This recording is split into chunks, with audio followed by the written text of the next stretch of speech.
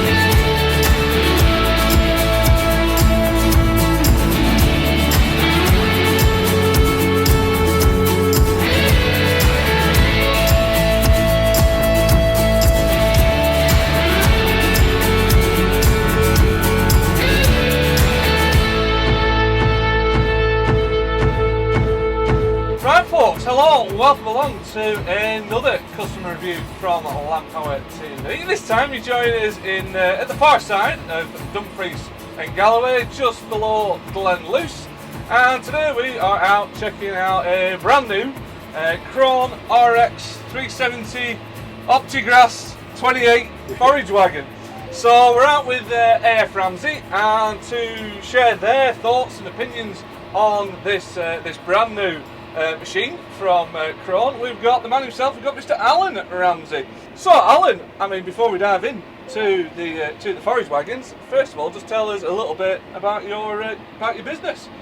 Aye, we're predominantly dairy farmers, and we've always done a little bit of round baling contracting on the side throughout the summer months, but somehow it fell into starting to run these ones. I think it was more of an accident than anything else, but yeah. Right, and what was the sort of main reason that made you go? Well, by the summer, I think it was 2019, the whole country would have that kind of big drought, so we got a good first cut off, and at that point we were using a contractor at home, and he was self-propelled, and the grass just never grew back for a second cut and third cut. It was a terrible year for grass growth, and we just kind of thought there wasn't really much point in spending all that money to have the harvester go across it. And at that time, as a neighbour just up the road from us had a MX 370, right? So we got him in to do a couple of cuts, and then kind of thought, well, we're already doing the round baling. We've got the mowers, we've got the rake.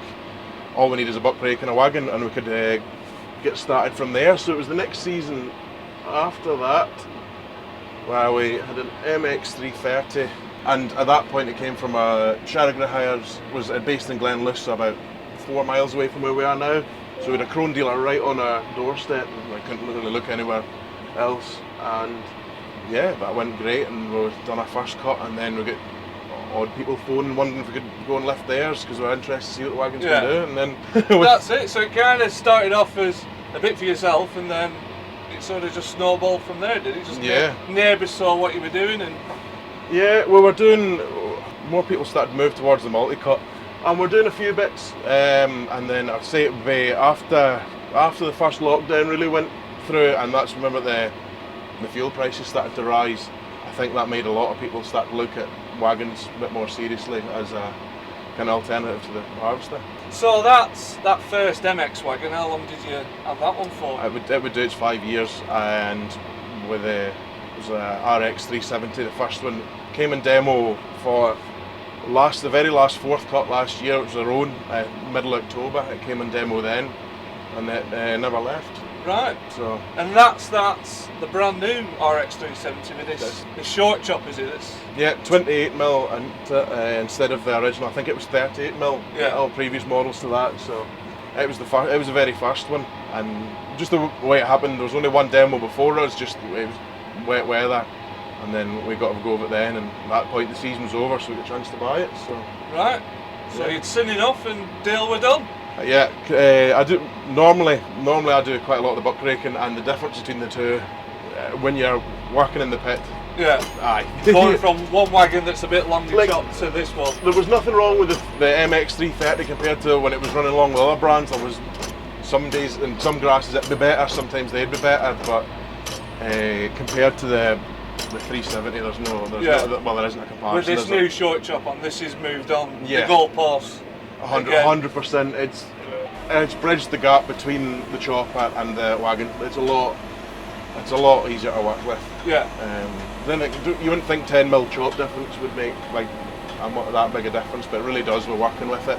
And as if that wasn't enough, you must have been fairly impressed, because in short succession you went and got another one, which is actually this one. Yeah. It wasn't planned originally, but we were this season. Well, there's been a lot more. We've expanded, and a lot of the farms we're doing it have expanded in acres as well, and just getting to the point we're needing to run 2, and then this August we've had it's been the wettest I can remember. I know that's not much, but wettest that almost anyone can remember. All the work that August that didn't get completed is now just pushing on towards the now, and I think we've only really had 2 days where we could properly get going in August. Right. So all that work has just condensed to the ones that normally in September. So yeah. So weather windows, then that would be a big drive if we're getting another wagon. It was, and for the first half of the season we worked alongside. There was another kind of contractor. He just had a wagon. He just went and helped around farmers that already had one and helped us out. But he ended up spending, again with weather windows this year, almost every job we went to, he was along with us, and he's decided to kind of give that up. Just by luck, the only other RX 370 that was the production model was sitting in Stranraer at Cars Billington one day, and I drove by and seen it, and I phoned up the salesman Mark for a demo, and it came out, and I kind of made my mind up then that this is the only machine that's available, and just happened to meet the other one. So right. So this is why I couldn't get a demo then. Yep. It's you're just gobbling them all up. Yeah. There's one, there's another. I'm having both of them. Thank you very much. Two's more than enough. Two's enough. Two's enough. Yeah. As I say, it wasn't planned. It was something maybe I was thinking about for next season, but it's been sprung on us a bit quicker than planned. So right. It's here now. It's moving. So as long as it's moving, it should be paying for itself. That's it. All right. And yeah. what's the what sort of customer types have you got in this area? Complete variation from. Predominantly we'll try and aim the wagons towards the multi-cut dairy stuff, 3, 4, 5 cuts sometimes. One customer I think was almost looking at 6 this year, to 2 cut sort of beef. I would try and avoid the single cut stuff there. That's not really territory of the wagon. Just crops get too heavy. Cost effectiveness goes out the window. Yeah. A lot of the 2 cut beef now are actually now starting looking at 3, because we're finding out just with a couple of them we can actually cover the 3 cuts quicker than we can cover the 2, and they're getting better silage from it. So better silage and more cost effective. Cost effective, yeah. Right. Yeah. And most of the dairies now are going towards that 4 cut. I've seen that. That's probably the biggest change with the wagons starting to become more popular, is people going away from the 1 to 2 cuts, wanting to go to multi-cut, but wanting a cost effective way to do it. And would you say like your demand for the forage wagon is still going up? Definitely. I'd say probably the biggest change would be after the fuel price rises. A couple of years ago people started to look at it a bit more seriously, and now going forward, with these coming out with a shorter chop length, it's definitely got a lot more people talking. Like the gap between the chopper and the wagon is getting a lot closer. Yeah. Particularly now you're down at the 28mm region of chop length. A lot more dairy farmers can look at it and see that as a viable option. Has that taken you by surprise as well? You know, especially the dairy guys wanting the wagon in. Yeah, some of them have. Yeah, some I thought they wouldn't go away from it. I think they're just wanting to go with the extra cut of silage, but try not to do it at any extra cost. The reason the multi-cut's kind of going more and more the way forward for this region is you get multiple opportunities to make a cut of silage. As we're saying with this second cut here, when it came off, it was lovely weather, and then it got too dry, and then it got too cold, then it got too wet, and I haven't got at it. There hasn't been an optimal growing season for this crop at all. Whereas if you're doing 5 cuts, you've got 5 opportunities now to have a go at it rather than just the 2. Yeah. So say that crop's not growing very well, and the weather starts to look better, take it off, start again, hit the reset button without costing yourself a fortune to do it. Yeah, that's it. And the new knife bank in this, the OptiGrass 28, yeah. So how many knives will it have in this then? 54 in this one. Right, and will that be more than the previous one? Yeah, the previous one was 44 with a 38mm spacing. Yeah. And now it's 54 with 28mm spacing, so it doesn't sound a lot, but going from me normally working in the pit, I noticed when you're buck raking it, that 10mm makes a massive difference. Yeah. I would say they've come on more in the last 5 years than they probably almost ever have done. Out of anyone I've tried, Pottinger is moving in the right direction, but Krone, the difference in the MX330 and the RX370 is enormous. Night and day. Night and day. Yeah. Yeah. So they've changed them more than looks now. Before, I think every brand's been guilty of this. The early ones, they just make them look a bit more modern. And below, there wasn't much of a change. Whereas this, looking at it, there's not many similarities to the previous model. Yeah. Certainly the rotor, the belt drive on it, just a whole lot more seamless operation. And we find the difference between the RX and the MX. The MX will sort of pull the grass through the knives. And I actually weirdly find the older Wagon, which was smaller, took more power to drive it than this. Really? Yeah, because the wider fingers in the rotor are the only place for that grass to go is so through that knife. Actually having to chop it. It's cutting it. It has to cut it. Yeah, you can't escape, like say, wrap itself around the fingers and be dragged through. It's definitely cutting its way through rather as maybe a lot of Wagons before be guilty of folding it right enough, but yeah, the difference has been it's phenomenal. Yeah. Weirdly at the time, I don't think Krone even thought that was possible. Until it was the first day last year when we ran the two of them next to each other, and they're like, is it taking a bit more? No, I think it's taking less. Yeah. It will take more pulling the actual weight of it because it's a bigger framed, heavier machine, heavier built. But the PTO, on the PTO side, it's taking a lot less driving that way. Yeah. I presume it's still a camless pickup on this. Still a camless pickup. The big difference in the two of them will be the width. The old one with the MX was, again, the completely different models of machine we're comparing to. The MX had a 1.8 metre pickup, so you had to lift narrow rows. That was its downfall. You had to have the rake shot right in. Whereas this, I think this is a 2.5, but it's, well, you can see there it is the full width of the machine. So like it's wide on the baler. Before, when you were trying to get other people if they wanted to row up themselves, you also told to make them narrow on what the baler was. Now, and that's just helped. That's helped intake massively because that grass can spread the whole width across that. Yeah. Well, see, it's like making a bale, isn't it? You want solid shoulders, where in this case it's the solid sides of the forage wagon. So it fills evenly right the way up. Yeah, rather than filling a little peak in the middle. And this one's hydraulic driven compared to the last one, which was driven off a chain. I didn't think it was going to make that much difference at the start, but through the Isobus, it's working off my forward speed to try and get a steady flow of grass through them knives. Right. So as you speed up, it'll speed up. It'll speed up, yeah. Right. And that makes a big difference to the crop flow, does it? Yeah. Well, I suppose that's something they've probably taken from the choppers down. It keeps an even flow of grass right in through. Similar in certain ways. They both got a pickup reel, so why don't we make the pickup reel similar? Yeah. The other one, it's not on this one yet. It'll be hopefully going on this winter. Didn't really have time before we got this one out. Is the additive system on the other one is actually the additive system off the Big X. Right. Which I'd say is a first, because normally Wagons they would have just gone bolt on whatever you can find, get a blue drum and strap it on, whereas Krone seemed to be the first that wanted to work in through everything. And it is actually the additive system off the Big X. Yeah, so it's a proper tank and a proper dosing system. Yeah. And that just sits under the back, does it? It just sits right on the back. There's a fair bit of space back there. So there is the height of them. If you've not stood next to one of them, there's a fair bit there. Yeah. I see. Then as you were pulling into the swath, then it stops when it's lifted, does it? Yeah. And then sets off when it's dropped. Yeah. Again, Big X sort of tech. And same with the Big X, you've got to get in the way of putting the pickup reel down before you at the start of the roll, rather than the big lump coming in. Yeah. Can you adjust that on?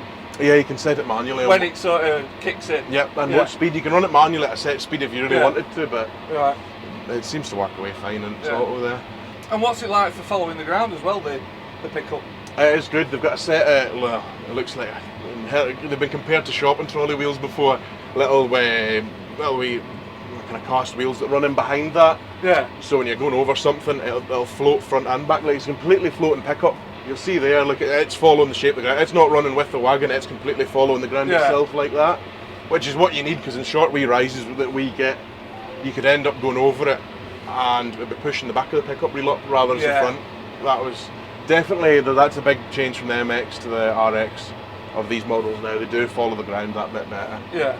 And the rotor in this as well, you know, as we move back, the feed rotor, that looks significantly different as well. It's like it's got integrated flights on the ends, either end of each rotor. At the end to put it, well, that'll be them trying to get the wider pickup reel in. So it is taking grass in at the side there, and it'll send it round and fling it back in the middle in front of it. Yeah. So, well, that's, you know, it's doing it there. So you can clearly see it, yeah. Well, that, you know, it's going right across every knife available.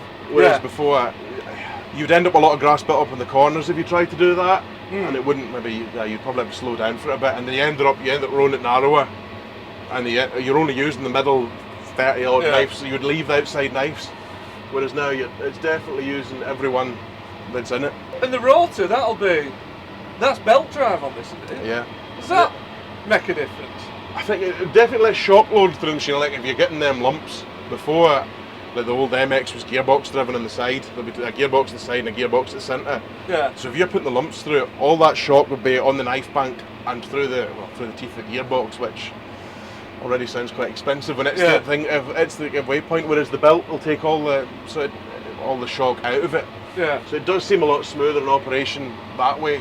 And what is that, you know, the chop quality like? I'd say it's a lot more consistent.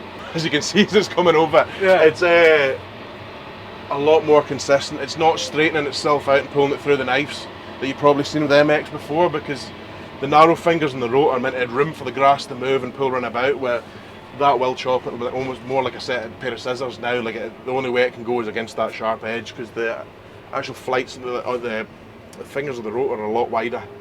So there's a less gap, and there's more of them with the more knives spin in. That was also a thing that probably pushed us into buying this as the second one.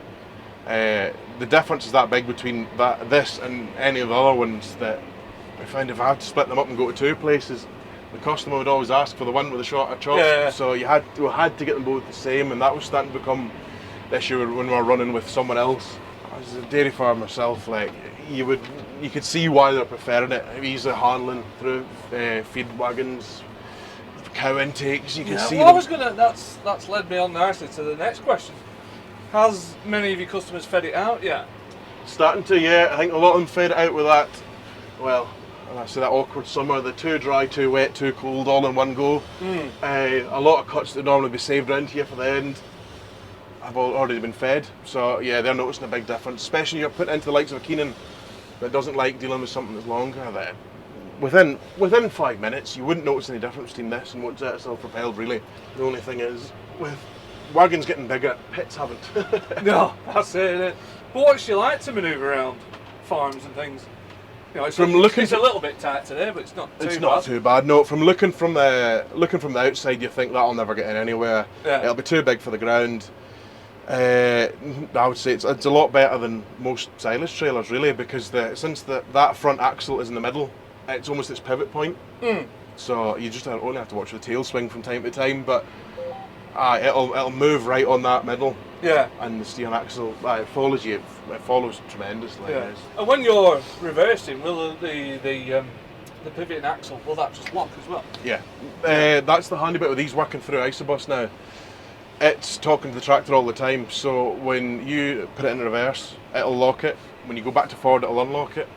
Even a lot of people's fear with steering axles is, what if someone forgets to lock it for the main road? When it goes above 30k, it knows to lock it itself. When you go below 30k, it unlocks it. So it takes all that sort of guesswork out of it. It's not just the old days of pull the spool and put the spool on the float. Well, like I said, they do. I mean, from my own experience, they do travel well. Yeah, it's the big tyres below them, but yeah, a lot of people think that they won't travel that well, but a lot of the time I find in wet conditions, especially the wagon, it all depends on the operator as well, but you can pick where you go in a field a lot better. You can know, well, that's wetter, I'll start loading my load there, and I would work my way onto the drier ground as we get heavier and lift the field smartly. I get with the chopper, you've got someone next to you all the time and trying to communicate with that to them. Yeah, let's just go over there. Come on, get on Snapchat now, we're over here. So that's trying to land a plane or something, but you just do what's in front of you and send the trailer away half full, whereas these you can normally near enough get your full load like that and leave, because the amount of rain we've had recently in the last couple of weeks, and they're not marking the ground at all. No. This is fairly dry ground, right enough, but you wouldn't think, try to think, even the last week, 10 days, there'll be over 100 mil of rain it fell. Really? Yeah. Phil, in the wagon, are we on fully auto on this? We're on fully auto in this, yes. So really all I'm doing at the end here, if the camera's picking it up, is lift my pickup reel, which will lift the pickup reel, switch off the tines, and it'll lift the auto drawbar up. And then down is just that, completely in reverse. The only other control I've got set on the button here for the floor. So if you do come across a lump, the easiest way, if you do happen to set off a slip clutch, is drop a knife bank out, and I find just put the floor back a bit, because it's making a gap. Yeah, just give it somewhere to go. Somewhere to go, and it just takes it on through. So I just have that in button 12, or sometimes if it does, sometimes auto needs a wee helping hand. If you get out a dryer bit and it save all on the density, I'll just put the floor back quickly. Yeah. Early. But that's probably a habit I've got from the old wagon. I would have filled it more in manual with that button, but the auto loads came on that much that I do trust it now to work away. I just got in the habit of the old one, since we didn't have it to begin with, or the way of using it. Yeah. So yeah. Whereas this now, it's got better and better. You can do it. Yeah, they can do it, 100%. Yeah. And do you get a good full load with this, with it all being auto? Yeah. Yeah, you do. That was probably the thing I got in the habit of not using it with the old one, would be varying grasses. It would change all the time. You end up spending most of your day out on it. When I find this, like, I've not touched that since we come into this, done the first load, and it's working away. Yes, it's filling over the sides, but nothing's really. Well, it's filling nice full loads. It's not coming down over the sides, but it's filling a nice heap load up the way. And the running gear on the wagon, because is it hydraulic compass or is it hydraulic? What's that like? I was sceptical at first, but yeah, no, I've had it since we've had the other wagon was the same as this, on some steep bankings and stuff, and I would back it above a silage trailer anyway, for ability just to hold itself level on the side. Yeah. I think the width of them helps as well, but that hydraulic suspension, well, it's just a lot more stable. It's what you need, because they are high off the ground.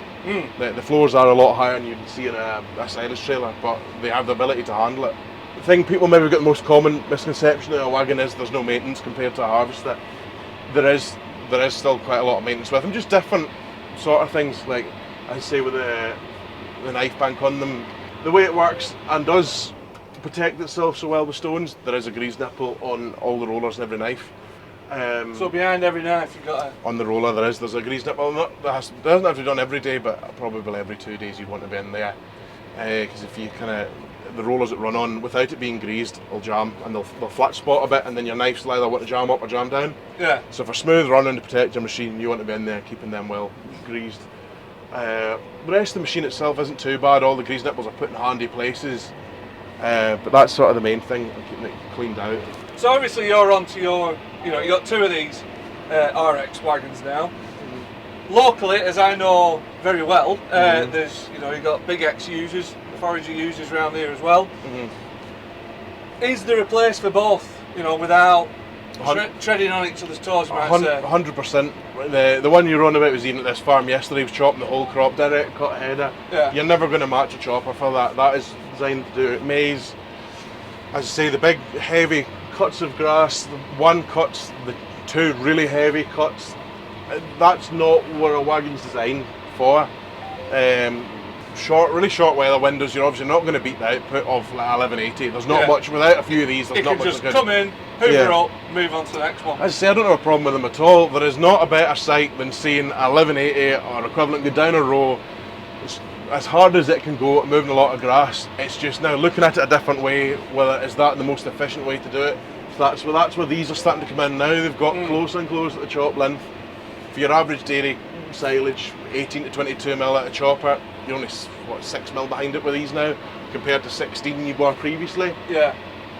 They're getting closer and closer, and what I find with these is there's not really many issues with pit slipping. Since there is that wee bit more body to the grass, a little bit of varied chop length around that 20 mil binds it together with this short multi-cut stuff. And labour's getting a big thing, like whereas here, if we were chopping here, you would need 4 trailers, the rake, the buck rake, the forage driver, whereas now there's 2 wagons here, there's 4 of us here doing the full job, that's it. And would you change anything on the machine? Maybe a bit better data recording, the way everything's going. I know they're doing that in the big X now with NIR sensors. I know that's probably almost impossible to do something like that with these, but the way it's going and the popularity, it'd be You worth could looking put it in the floor, couldn't you? something. It'd be a good spot, wouldn't it? I think it's the width that it's going through, whereas the chopper you're going through that. Right, seeing it all, isn't whereas it? that, He's only yeah. going to see a portion of it in the wagon, isn't it? Yeah, but whether they are looking at behind the scenes, they could be looking at something like that. I don't know. But is that the kind of thing some of your customers are asking for? Some of that data analysis? I think it's going more and more that way, particularly the price of fertilisers and stuff like that. You want to know what you're taking off to know you're not putting back on too much or not enough. Yeah. Because efficiency is kind of coming into everything. Well, that's the driving force behind the wagons. Just try to think what's the next stage we can make it more efficient. Finally, just before we sort of wrap up, what's backup been like of the two wagons? Can't fault them at all. Krone themselves, but either the dealer or Krone are always checking in, see. No, they've been spot on, working with predominantly with Paul Neal directly from Krone, with both of them, and well, just the way this one's worked out, it's actually been through a different dealer than the one before, just working with both of them. And the first one was through Calm Engineering, and can't fault them at all. WhatsApps for the mechanics to see how the machine's performing and stuff like that, and they're happy with everything. And I'm sure cars will be much the same with this one. Can't fault them. There's not many other brands that'll back you up like a Krone, 100%. I think that's been the same going for what I've heard with anyone, whether it's a mower or a chopper, they are there. Yeah. No matter when you need them, someone will answer the phone, and because as you say, no machine's going to go out and do 5 years without needing a phone call. But when at least you know if something does happen or you need to ask something about this, because they are getting more complicated, they'll answer the phone. Yeah. Good stuff. Well, Alan, just to finish off, sum up your time, your short time with the two RX 370s, OptiGrass 28s. So far, it's been a big step up, and two of them I think is just what we're needing to keep going forward and keep up with demand and short and wear windows. And it couldn't have hit. The first one came, it could not have went any better. Like, there's nothing really we've had any problems with. Anything minor, the dealer's been on top of it. This one seems to be going well. Krone's been with us every step of the way. They could see what problem we were facing. We're heading towards running the one and been left with one, and they've worked with us tremendously to try and get us through. And well, it's here. They said it'd be here this morning, and it was here this morning. We got it ready, and it's straight out to the field this afternoon. So I don't think we could ask for any more. Despite I think this time yesterday would be about 250 miles north, which is nearly as far north as you can get it. Spot on. Well, Alan, thank you very much for your time and sharing your thoughts on your new Krone wagons. Hopefully you guys have enjoyed that as much as I have, and you've learnt a fair bit from it. As ever, for more custom reviews like this, go and check out LandPowerTV.com, and there's all our reviews there as well, and our behind the scenes specials. And as ever, we will catch you again next time. Thank you very much for watching.